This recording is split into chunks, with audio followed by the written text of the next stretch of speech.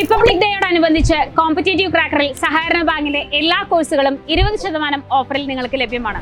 ഈ ഓഫർ ജനുവരി 25, 26, 27 തീയതികളിൽ മാത്രം. കൂടുതൽ വിവരങ്ങൾക്ക് താഴെ കാണുന്ന നമ്പറിൽ കോൺടാക്ട് ചെയ്യുക. Hi, hello, welcome to competitive cracker.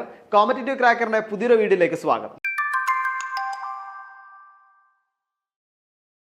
അപ്പോൾ നമ്മളിന്ന് വന്നിരിക്കുന്നത് ഒരു പുതിയൊരു ടോപ്പിക്കാണ്. അതായത് നമുക്കറിയാം ആസ്ക് അവേ എന്നുള്ള പ്രോഗ്രാം നമ്മൾ തുടങ്ങിയിട്ടുണ്ട് അല്ലേ. സോ ആസ്ക് അവേയിൽ ചോദിച്ചൊരു ക്വസ്റ്റ്യൻ ആണ് ഇത്തരത്തിൽ ഒരു ടോപ്പിക് എടുത്തു തരുമോ എന്നുള്ളത്. ആ ഒരു ടോപ്പിക്കായിട്ടാണ് നമ്മൾ വന്നിരിക്കുന്നത്. അത് ഒന്നുമല്ല, മറിച്ച് എന്താണ്, what is A general ledger reconciliation എന്ന ടോപ്പിക്കാണ് അല്ലേ.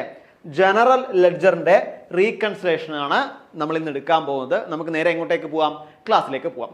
അപ്പോൾ ആദ്യം എന്താണ് ജനറൽ ലെഡ്ജർ റീകൺസിലേഷൻ നമുക്ക് നോക്കണ്ടേ. ഇവിടെ 2 പോയിന്റുകൾ പറയുന്നുണ്ട്. ഒന്ന്, എന്താണ് ജനറൽ ലെഡ്ജർ എന്നും അതേപോലെ 2 എന്താണ് റീകൺസിലേഷൻ എന്നും. ഇതിന് 2നെ പറ്റി നമ്മളൊന്ന് നോക്കണം അല്ലേ. നോക്കാം നമുക്ക് എന്താന്നുള്ളത്. ഒന്നാമത്തെ പോയിന്റ് ലെഡ്ജർ എന്താ നോക്കാം. നമുക്കറിയാം ഈ ലെഡ്ജറിനെ പറ്റി നമ്മളൊരു ക്ലാസ്സിൽ എടുത്തതാണ് അല്ലേ. ജേണല് ലെഡ്ജറിനെ പറ്റി നമ്മൾ ഡീറ്റെയിൽ ആയിട്ട് ഒരു ക്ലാസ്സിൽ എടുത്തതാണ്. എന്നാൽ നമുക്ക് ലെഡ്ജർ നോക്കാം എന്താണെന്ന്.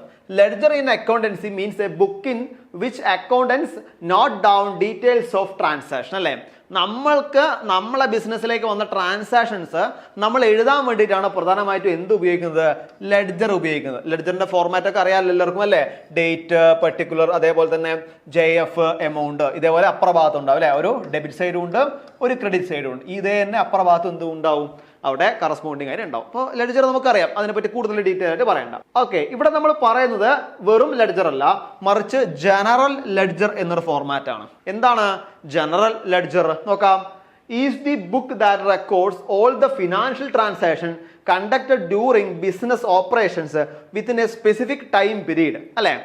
ഒരു സ്പെസിഫിക് പീരീഡിൽ നടന്നിരിക്കുന്ന എല്ലാവിധത്തിലുള്ള ഫിനാൻഷ്യൽ ട്രാൻസാക്ഷൻസും നമ്മൾ എഴുതി വെക്കുന്നതിന്, റെക്കോർഡ് ചെയ്യപ്പെടുന്നതിനാണ് നമ്മൾ എന്ത് പറയാം? ജനറൽ ലെഡ്ജർ എന്ന കാര്യം പറയാം. Okay, earlier such ledgers were maintain in physical format. ചില സമയത്ത് ഇതിനേക്കാൾ മുന്നേ ആണെങ്കിൽ നമുക്കിപ്പോൾ അറിയാം ഇവിടെയൊക്കെ എന്താ, എല്ലാം കമ്പ്യൂട്ടറൈസ്ഡ് അക്കൗണ്ടൻസി ആണ് അല്ലെ, അക്കൗണ്ടിങ് ആണ് വന്നിരിക്കുന്നത്. അതിന് മുന്നേ ആണെങ്കിൽ ഇത്തരത്തിലുള്ള ലെഡ്ജേഴ്സ് അവിടെ എന്ത് ചെയ്യാം? ഫിസിക്കൽ ഫോർമാറ്റിൽ മെയിൻറ്റെയിൻഡ് ചെയ്യും. അതാണ് അവിടെ സൂചിപ്പിച്ചത്. അപ്പോൾ ഇവിടെ 2 പോയിന്റ് നമ്മൾ പഠിച്ചു. എന്താണ് ലെഡ്ജർ എന്ന് പഠിച്ചു, അതേകൂടെ എന്താണ് ജനറൽ ലെഡ്ജർ എന്ന് പഠിച്ചു അല്ലെ. ഇനി അടുത്ത കാര്യം നോക്കാം നമുക്ക്. അതായത് ജനറൽ ലെഡ്ജറിൽ എന്തൊക്കെയാണ് റിഫ്ലക്ട് ചെയ്യുന്ന കാര്യങ്ങൾ? പ്രധാനമായിട്ടും revenues, expense, asset, liability and equity. ഈ കാര്യങ്ങളാണ് പ്രധാനമായിട്ടും ജനറൽ ലെഡ്ജറിൽ എന്ത് ചെയ്ത് റിഫ്ലക്ട് ചെയ്യുന്ന കാര്യം. ഓക്കെ, നോക്കാം നമ്മുടെ അടുത്ത് എന്താണെന്നുള്ളത്. ഇനി ജനറൽ ലെഡ്ജർ മറ്റൊരു കാര്യം കൂടി പറയുന്നുണ്ട്. വെറും ട്രാൻസാക്ഷൻ, ഫിനാൻഷ്യൽ ആയിട്ടുള്ള കാര്യങ്ങൾ, ഫിനാൻഷ്യൽ റെക്കോർഡ്സ്, വെറും ട്രാൻസാക്ഷൻസും മറ്റു കാര്യങ്ങളും അവിടെ റെക്കോർഡ് ചെയ്യപ്പെടുന്ന മാത്രമല്ല, മറിച്ച് എന്തും കൂടി ഉണ്ട്? സബ് ലെഡ്ജേഴ്സും കൂടി ഉണ്ട്. അടുത്തൊരു പോയിന്റ് ആണ് സബ് ലെഡ്ജേഴ്സ്. എന്താണ്? അതാണ് general ledger is A combination of sub ledgers. അവിടെ ജനറൽ ലെഡ്ജർ എന്ന് പറയുന്നത് സബ് ലെഡ്ജേഴ്സിന്റെയും കൂടെ എന്താണ്? കോമ്പിനേഷൻ ആണ്. അപ്പോൾ ഏതൊക്കെയായിരിക്കാം സബ് ലെഡ്ജേഴ്സ് വരിക? ഇവിടെ എന്താ, inventory, sales, purchase, cash, fixed asset, accounts payable, account receivable. ഇത്രയും സബ് ലെഡ്ജേഴ്സ് അവിടെ വരുന്നുണ്ട്. സോ ഇതിന്റെയും കൂടി ഒരു കോമ്പിനേഷൻ ആണ് എന്ത് വരുന്നത്?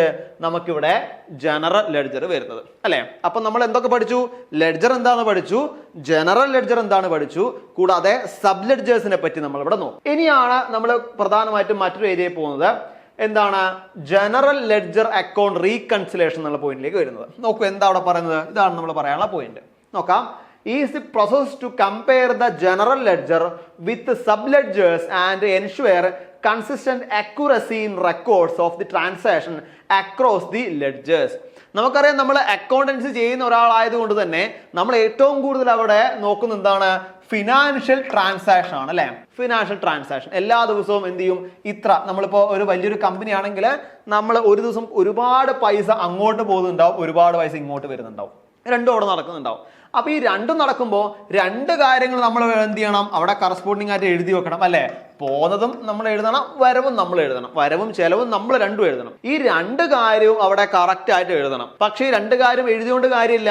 നമ്മൾ പ്രോപ്പർ ആയിട്ട് അത് കറക്റ്റ് ആണോ എന്നുള്ളത് ഇടയ്ക്കിടയ്ക്ക് ചെക്ക് ചെയ്യാൻ വേണം അല്ലെ. എന്നാലേ നമുക്ക് മനസ്സിലാവുള്ളൂ.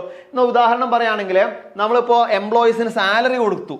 എംപ്ലോയീസിന് സാലറി കൊടുത്തപ്പോൾ ടോട്ടലി നമുക്ക് 30 എംപ്ലോയീസ് ആണ് ഉള്ളതെങ്കിൽ നമ്മൾ ചിലപ്പോൾ ആ സാലറി കൊടുക്കുന്ന ലിസ്റ്റിൽ ചിലപ്പോൾ 28 ആൾക്കേ കൊടുത്തിട്ടുണ്ടാവും, 2 ആൾ അവിടെ പെൻഡിങ് ആയിരിക്കും. ചിലപ്പോൾ ഈ 2 ആളെ വെച്ച് നമ്മൾ എന്ത് ചെയ്യും, റിപ്പോർട്ട് കൊടുത്തിട്ടുണ്ടാവും 30 ആളെ സാലറി കൊടുത്തു എന്ന് വെച്ചിട്ട്. ഇപ്പൊ 2 ആളുടെ പെൻഡിങ് പൈസ എവിടെയായി? സോ അവിടെ എന്താ റോങ് ആയി ഇൻഫർമേഷൻ അല്ലേ? സോ അതുകൊണ്ട് തന്നെ നമ്മൾ എന്ത് കാര്യം ചെയ്യുമ്പോഴും അതെന്ത് ചെയ്യണം, പ്രോപ്പറായിട്ട് കമ്പയർ ചെയ്യണം 2 or 3 കാര്യം വെച്ചിട്ട്. അതിനാണ് നമ്മൾ പ്രധാനമായിട്ടും ജേണലും ലെഡ്ജർ എഴുതുമ്പോൾ ഒന്നിൽ JF-ഉം ഒന്നിൽ LF-ഉം കൊടുത്തിരിക്കുന്നത്. ജേണൽ ഫോളിയോയും ലെഡ്ജർ ഫോളിയോയും എന്ത് ചെയ്യാണ്, കമ്പയർ ചെയ്യാൻ വേണ്ടിയിട്ടാണ് അല്ലേ, കൂടുതൽ ആക്യുറേറ്റ് ആക്കാൻ വേണ്ടിയിട്ടാണ്. സോ അത് തന്നെയാണ് ഇവിടെ നടക്കുന്നത്.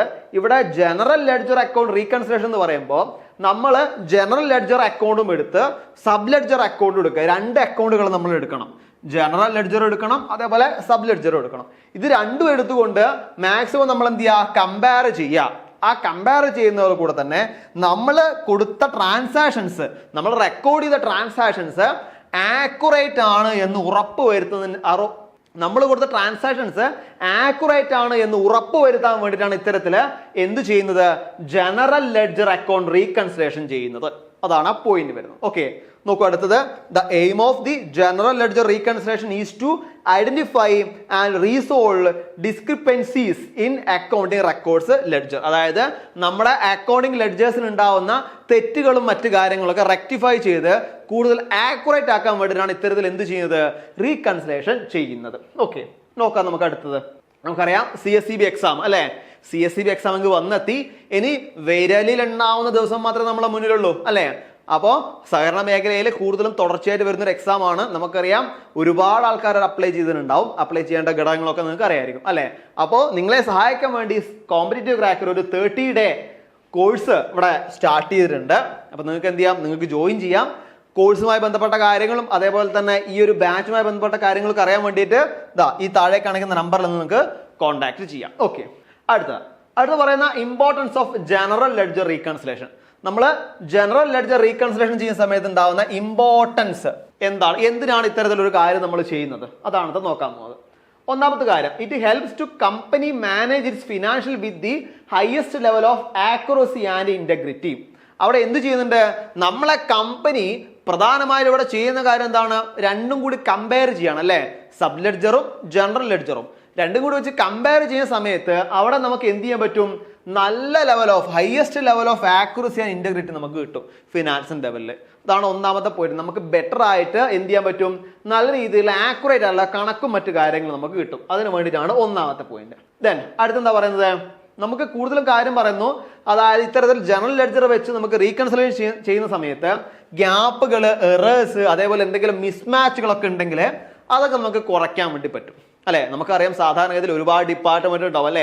സെയിൽസ്, മാർക്കറ്റിംഗ്, പർച്ചേസ്, അതേപോലെ അങ്ങനെ ഒരുപാട് ഡിപ്പാർട്ട്മെന്റ് ഉണ്ടാവും. അപ്പൊ ഈ ഡിപ്പാർട്ട്മെന്റിലൊക്കെ ഡെയിലി ഒരുപാട് ട്രാൻസാക്ഷൻ നടക്കുന്നുണ്ടാവും. അപ്പൊ നമുക്ക് ഒരു ദിവസത്തെ കണക്കുകളോ കാര്യങ്ങളോ തെറ്റിപ്പോയാൽ ചിലപ്പോൾ എൻറ്റയർലി എല്ലാം തെറ്റും, അല്ലെങ്കിൽ ഒരു ഇൻവോയ്സ് അടിക്കുന്നത് തെറ്റിപ്പോയാൽ അങ്ങനെ ഈ കാര്യങ്ങളൊക്കെ തെറ്റും എന്ന രീതിയിൽ ഉണ്ടാകുമ്പോഴാണ്, അല്ലെങ്കിൽ ഇതൊന്നും തെറ്റ് ചെയ്യാതെ അതിനെ കറക്റ്റായിട്ട് കൊണ്ടുപോകാൻ വേണ്ടിയിട്ടാണ് ഇത്തരത്തിൽ എന്ത് നോക്കുന്നത്, റീകൺസിലേഷൻ കൊണ്ട് അർത്ഥമാക്കുന്നത്. ഓക്കെ, അടുത്തത് accurately and consistency reconciliation of general ledger show the truth financial health of the business from a bird's eye view. ഇവിടെ ഒരു ഉപമയാണ് കൊടുത്തിരിക്കുന്നത്, ബേർഡ്സ് ഐ വ്യൂ എന്ന രീതിയിൽ അല്ലേ. ആക്യുറേറ്റ് ആയിട്ട് നമ്മളെ കമ്പനിയുടെ എന്താണോ ഫിനാൻഷ്യൽ ഹെൽത്ത്, നമുക്കിപ്പോൾ ഗ്രോത്ത് ആണോ അല്ലെങ്കിൽ താഴ്ചയാണോ എന്താണുള്ള കാര്യം അവിടെ ആക്യുറേറ്റ് ആയിട്ട് അറിയാൻ വേണ്ടി എന്ത് സാധിക്കും, അവിടെ പീരിയോഡിക്കലി അല്ലെങ്കിൽ കൺസിസ്റ്റൻസ്ലി, അതാണ് പറയുന്നത് അല്ലേ, പീരിയോഡിക്കലി അല്ലെങ്കിൽ കൺസിസ്റ്റന്റ് ആയതുകൊണ്ട് തന്നെ അവിടെ ഇത്തരത്തിൽ റീകൺസിലേഷൻ നടത്തുമ്പോൾ നമ്മളെ ഫേമിന്റെ ഫിനാൻഷ്യൽ ഹെൽത്ത് നമുക്ക് മനസ്സിലാക്കാൻ വേണ്ടി പറ്റും. ഓക്കെ, അതാണ് ആ പോയിന്റ് പറയുന്നത്. നെക്സ്റ്റ് പോയിന്റ് ആണ് എന്താണ്, reconciliation help regulator, auditors and management identify financial fruits and accounting Mal practice. അവിടെ നമുക്കറിയാം, അവിടെ നമ്മൾ ഓഡിറ്ററെ വെക്കും അല്ലെ.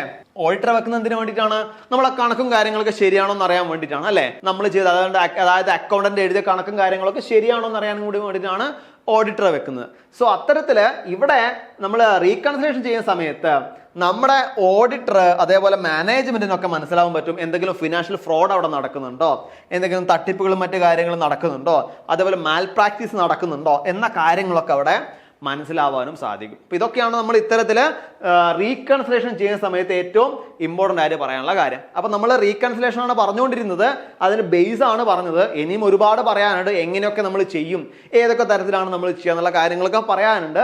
സോ അതൊക്കെ നമുക്ക് വരുന്ന ഓരോരോ വീഡിയോസിൽ നോക്കാം. അപ്പോൾ ഇതാണ് ഇന്നത്തെ കാര്യം പറയാനുള്ളത്. അതിന്റെ ബേസ് ആണ് നമ്മൾ പറഞ്ഞ് അവസാനിപ്പിച്ചത്. ഇനി ബാക്കിയുള്ള ദിവസങ്ങളിൽ അതിന്റെ തുടർച്ചയായിട്ടുള്ള വീഡിയോസുമായിട്ട് നമുക്ക് കാണാം. അപ്പോൾ ഇതുപോലുള്ള വീഡിയോസ് കാണാൻ വേണ്ടി താഴെ ചാനൽ സബ്സ്ക്രൈബ് ചെയ്യുക. ഒരു കാര്യം കൂടി ഓർമ്മിപ്പിക്കട്ടെ, CSEB എക്സാം നിങ്ങൾക്കൊക്കെ അറിയാം, CSEB എക്സാം ഇവിടെ വന്നെത്തിക്കഴിഞ്ഞു. ഇനി നമ്മളെ മുന്നിൽ അത്ര ദിവസമേ ബാക്കിയുള്ളൂ. അതിനുവേണ്ടി നന്നായിട്ട് പരിശ്രമിക്കുക. കൂടാതെ പരിശ്രമത്തിന് അവസാനം ഒരു വിജയം നിങ്ങളെ കയ്യിൽ ഉറപ്പായിട്ടും ഉണ്ടാവും. സോ അതിനു വേണ്ടി അല്ലെങ്കിൽ വിജയത്തിലേക്ക് എത്താൻ വേണ്ടിയിട്ട് ആത്മാർത്ഥമായിട്ട് നിങ്ങൾ പരിശ്രമിക്കുക. ഞാൻ നേരത്തെ പറഞ്ഞ പോലെ ഒരു 30 ഡേയുടെ ക്രാഷ് കോഴ്സ് ഇവിടെ ആരംഭിച്ചിട്ടുണ്ട്. അപ്പോൾ അതുമായി ബന്ധപ്പെട്ട കാര്യങ്ങൾ അറിയാനും കൂടി നിങ്ങൾക്ക് എന്ത് ചെയ്യാം, താഴെ ഒരു ഡിസ്ക്രിപ്ഷൻ ലിങ്കും കൂടി കൊടുക്കാം, അല്ലെങ്കിൽ ഫോൺ നമ്പർ നമ്മൾ കാണിച്ചിട്ടുണ്ട്. അപ്പോൾ അതുവരെ നിങ്ങൾക്ക് ഒന്നുകൂടി കോൺടാക്ട് ചെയ്യാം. സോ ഇനി അടുത്ത വീഡിയോസുമായി നമുക്ക് കാണാം. അതുവരെ ബൈ.